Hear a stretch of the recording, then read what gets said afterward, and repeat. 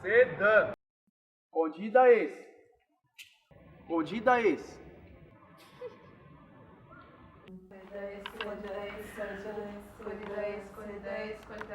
Dance. Escondida. Dança escondida.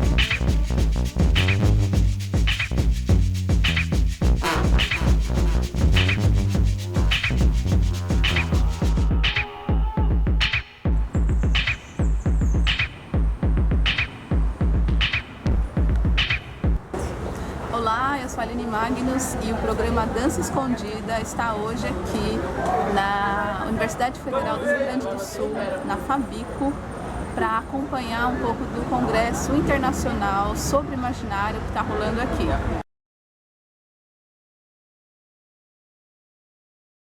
Abstrato que tu não define as coisas, mas tu resolve... Super explicativo. Não taxar, é mais ou menos isso, assim, a minha concepção de imaginário. Bem relacionado à imaginação mesmo, entendeu? Tipo, eu acho que tudo que a gente imagina, tudo que a gente tenta proporcionar pra resolver alguma coisa, entendeu? Ou no dia a dia mesmo, eu vejo como imaginário. Não sei, eu acho que é algo que tudo se torna possível, assim, porque tu tem habilidades pra fazer e tu pode sonhar com as coisas que tu gostaria de fazer, então eu acho que o imaginário torna tudo possível, isso que é a mágica que ele traz, assim. O imaginário eu imagino meio que eu entendo como criatividade, né? As coisas que a gente imagina, eu imagino muita coisa. Imaginário pra mim é o que a mente cria, né? O que a mente imagina. Porque a nossa mente é capaz de muitas coisas. E sua mente cria muita coisa? Cria e inventa, né? Eu acho que é isso, assim, mais ou menos, que eu acho de imaginário, que a nossa mente cria, consciente ou inconscientemente.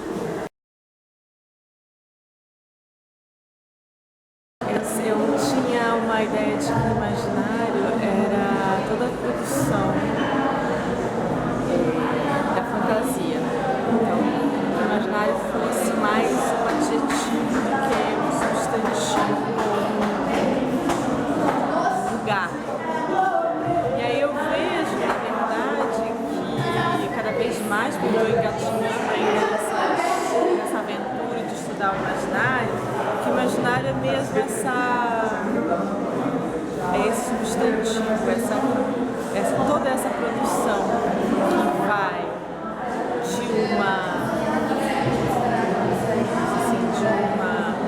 de um fundo, né, de produção de conhecimento, né, da sociedade. Isso vem, assim, historicamente falando, há muitos anos, né, isso fosse a nossa herança de pensamento, e também é muito dinâmico porque a gente vai atualizando isso o tempo todo com as nossas criações, com as nossas descobertas. A gente seja mais assim, um movimento, uma dinâmica do que um adjetivo, né? E é substantivo no sentido de que são produções mesmo, né? E não produtos da fantasia, assim, uma produção muito ampla, muito diversa. Meu nome é Mariana, eu sou enfermeira e o meu trabalho aqui no Congresso do Imaginário é sobre o quadro domiciliar na minha visão que isso tem na população.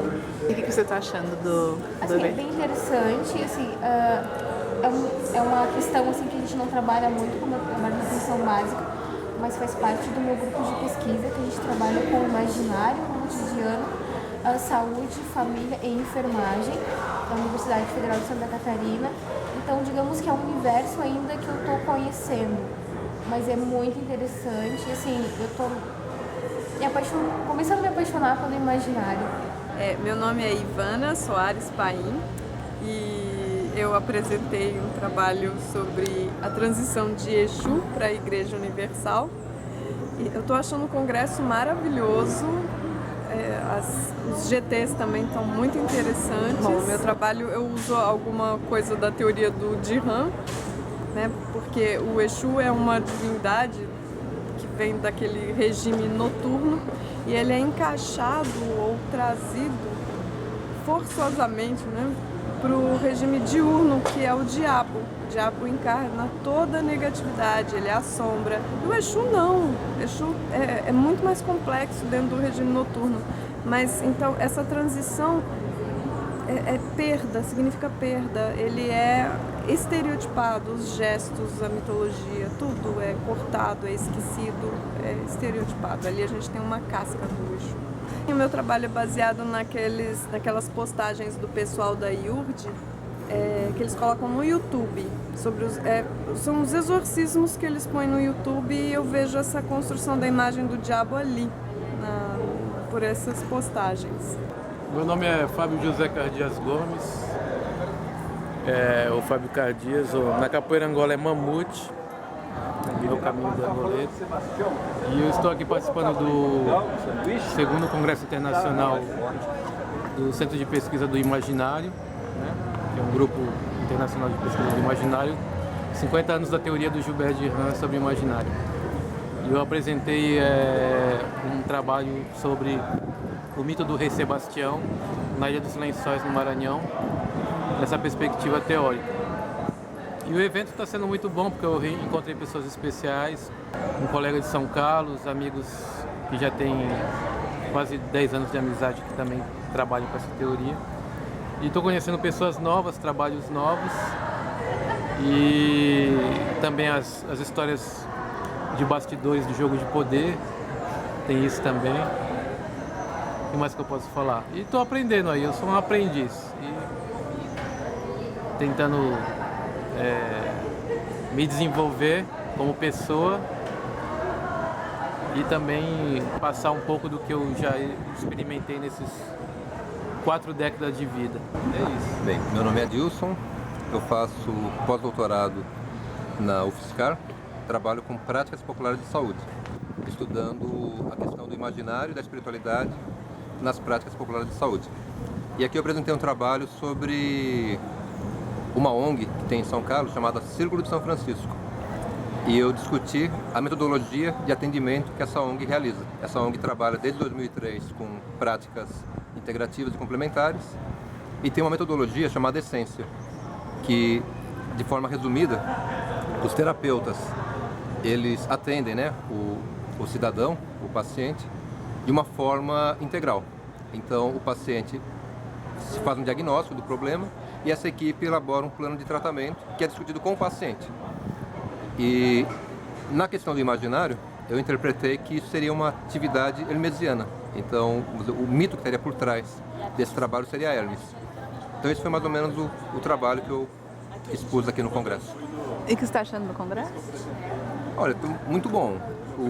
Principalmente os grupos de trabalho. Os trabalhos apresentados são bem interessantes e colocam em prática a teoria do imaginário, que é o que de fato a gente precisa. O nosso trabalho é sobre o xamanismo entre os Guarani, fundamentado através de projetos que eles mesmos fizeram, tendo como foco a construção de casa de reza. A casa de reza, que é designada ao culto, não é simplesmente um local, mas é onde o contato com o sobrenatural se torna uma materialização mítica capaz de dar sentido para as gerações futuras e convencimento da realidade no seu dia a dia. Eu estou gostando muitíssimo do congresso, acho que foi uma iniciativa muito boa. Permite que nós nos reunamos, nós pesquisadores de latitudes, longitudes diversas, para conversar sobre nossos objetos de estudos, nossas abordagens, tendo em vista o imaginário, esse conceito tão pouco entendido, mas que faz parte de cada um de nós. Então, estou muito contente de ter conhecido os trabalhos que estão em curso, com a surpresa agradabilíssima de ter visto que nós estamos marchando epistemologicamente, teoricamente, mais ou menos com os mesmos passos. Então foi como disse um dos apresentadores hoje, o Cláudio, foi um momento mágico mesmo e estamos felizes com isso. Nós somos do NELIM, Núcleo de Estudos de Imaginário e Ecolinguística, da Faculdade de Letras da Universidade Federal de Goiás. E a gente também dialoga com outras unidades. A gente tem a professora Luciana, também do UFG, lá da Faculdade de Comunicação. E para nós esses eventos é muito importante, né? Encontrar com outros pesquisadores do imaginário, dialogar com eles o nosso trabalho, ouvir contribuições. Até agora a gente só ouviu excelentes contribuições. E eu acho que é isso, né? Eu queria parabenizar toda a organização do evento. Nós estamos gostando da energia muito positiva, o modo como fomos recebidos, a preocupação dos debates, da leitura dos resumos, não é muito importante. Essa energia tão boa de todas as meninas aqui, né, da parte da organização. Parabéns a Thaís. Obrigada. Parabéns. E o que vocês acham do status do Brasil em relação às pesquisas do imaginário? Como que vocês acham que esse encontro deu para ter uma noção, mais ou menos? A diversidade de temas e aplicações, né? A antropologia do imaginário permite muitos diálogos teóricos com diferentes objetos. Eu acho que o Brasil está bem na frente nisso, né? A gente é um país tão diverso e leva isso para a pesquisa. Acho que é por isso que os franceses estão tão doidos aí com a gente. Porque aqui o imaginário, o estudo do imaginário ficou muito fértil. Queria só acrescentar então que foi mencionado aqui do diálogo, né? No nosso caso, o imaginário está dialogando muito bem com a ecolinguística, que é uma coisa que nós trouxemos aqui também, né? É uma disciplina muito nova que surgiu para quebrar esse paradigma que foi condenado pelo Cláudio lá, né? Ele acha que a linguística estuda só gramática, né? Estrutura, sintaxe, morfologia, fonologia. E ela veio mostrar que a língua é muito mais do que isso, que a língua é, antes de tudo, interação. Isso que nós estamos fazendo aqui, né? A comunicação. E que é aquela parte que as pessoas pensam que é o essencial, os linguistas, que, como ele disse lá, né? Que não está tendo mais. Aquilo lá é apenas uma parte pequena da língua, a parte formal, que tem que existir também, né? Porque se você não tem uma ordenação nas palavras, na hora de você formular sua frase, o seu ouvinte não vai te entender. Então isso também é importante. Mas, por outro lado, isso aí não é o mais importante, que é conforme o contexto, você pode falar uma frase com as palavras todas fora de ordem, que dado o contexto, a pessoa pode entender. Ecolinguística é o estudo, né? É o estudo da língua e os 3 meio ambientes, o meio ambiente natural, mental e social. Então nós levamos todos esses meio ambientes em conta nos estudos. E na universidade de vocês tem essa linha de pesquisa? E na de Brasília, aliás eu sou da de Brasília, né? A gente procura encarar a língua de uma perspectiva holística.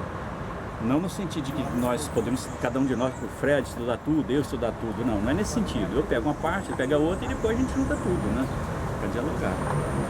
Gilman afirmava mesmo que as sociedades e as culturas eram territórios de disputa de deuses. E afirmava isso no momento em que o que servia de consolo para a humanidade era a crença de que, mesmo em nos faltando tudo, nós ainda podemos construir a nossa história. Postular um substrato comum à humanidade, o inconsciente da espécie, era negar a diversidade. Postular que o nosso destino é governado por mitos, era negar a nossa autonomia, a nossa capacidade de fazer a história. Hoje são passados 55 anos da primeira edição de As Estruturas Antropológicas do Imaginário. A arquetipologia do imaginário guarda ainda todo o seu sabor de revelação. No entanto, as ciências sociais e humanas carregam as marcas da aceleração do tempo que as tecnologias da comunicação impuseram. A complexificação dos problemas do campo tem recorrentemente suscitado a dúvida sobre a suficiência dos paradigmas vigentes. No entanto, talvez não faça mais sentido acusar a falta de complexidade do cartesianismo, a rigidez do positivismo, o maniqueísmo dos dualismos. E isso porque as próprias ciências sociais e humanas incorporaram a discussão através das diversas questões pós-colonialismo, pós-estruturalismo, pós-modernidade e assim por diante, fazendo com que a crise de paradigmas chegasse ao que seria o senso comum da ciência.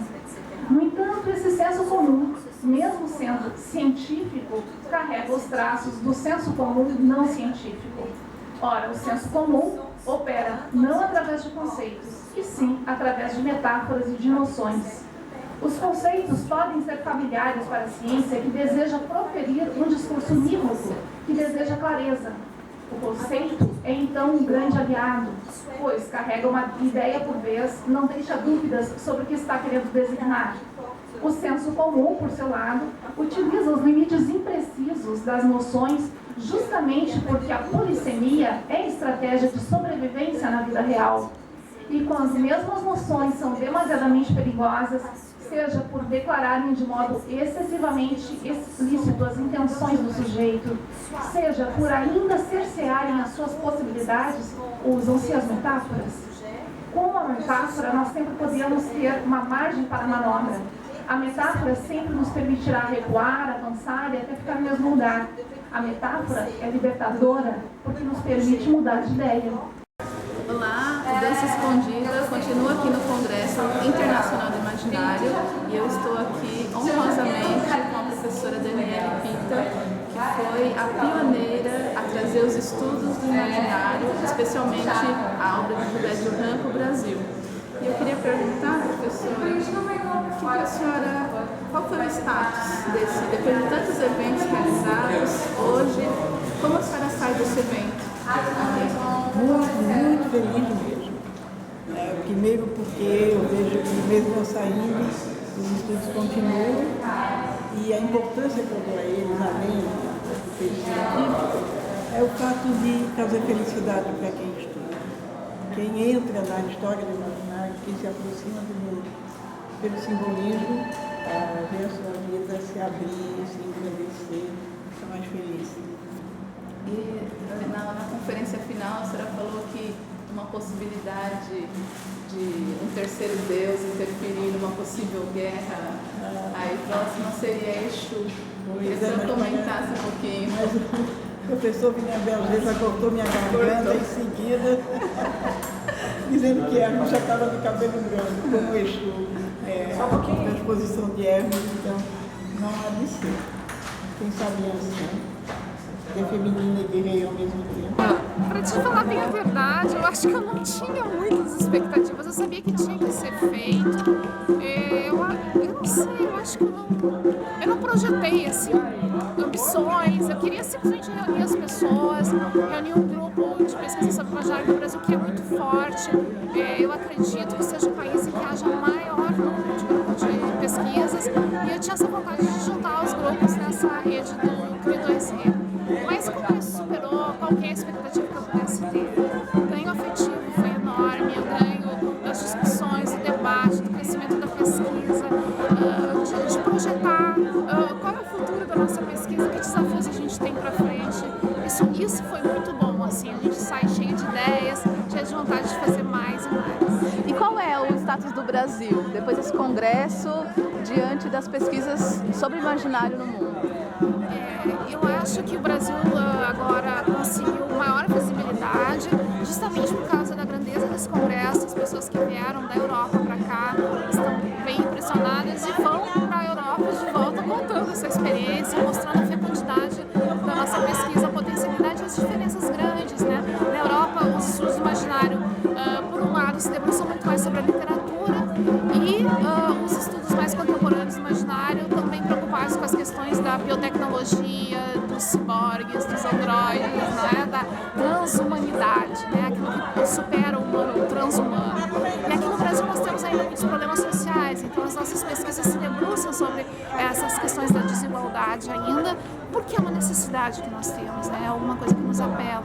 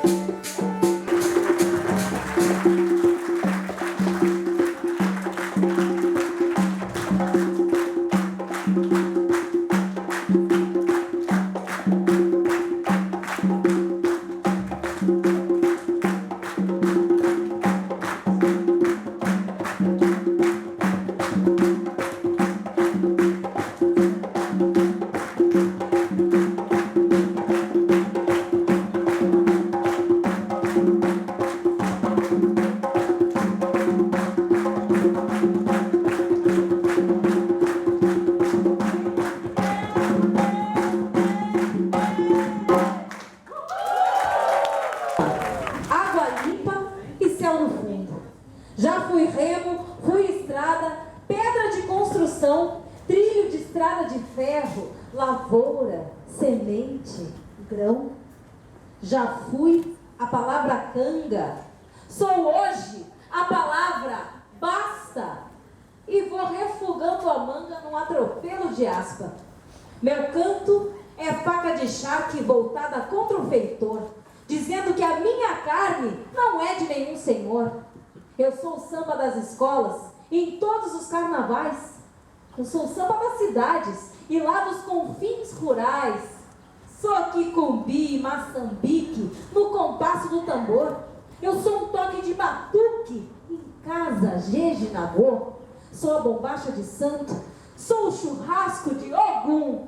Dentre os filhos dessa terra, naturalmente sou um. Sou o suor, o sangue e a luta de quem, nas entranhas desta terra, nutre raízes também.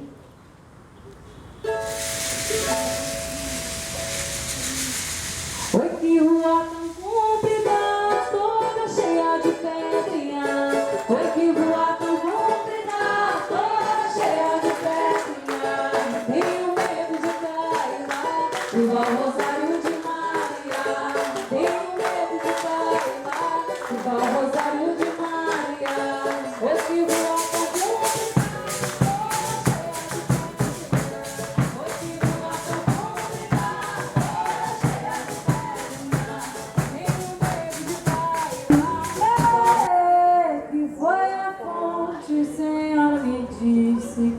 foi a fonte. Senhora me disse que foi a fonte com 2 barris, que foi a fonte com 2 barris, que foi